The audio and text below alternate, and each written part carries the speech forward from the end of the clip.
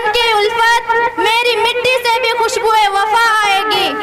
Now student of 5th class are coming. Ruheen, speech in Hindi. Ruheen, please come to stage.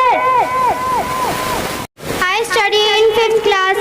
My school name is Madrasa Islamia Arabia Jamalul Uloom English medium.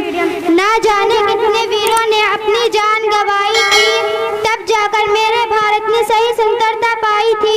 ये धरती भी हमारी थी, आकाश हमारा था, पर ब्रिटिश के शासन पे कुछ भी ना हमारा था। मंगल भगत आजाद सबने लड़ी लड़ाई थी, तब जाकर मेरे भारत ने सही सुंदरता पाई थी।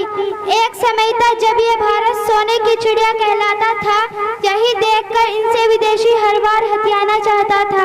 अंग्रेजी के छक्के छुड़ाकर लक्ष्मीबाई ने जान गंवाई थी, तब जाकर मेरे भारत ने सही सुंदरता पाई थी। अंग्रेजी यहाँ घर आए थे, उसमें भी कहीं तो कमी हमारी थी, अपनों के मन में ही बस गड़ी गद्दारी थी। जय हिंद, जय भारत।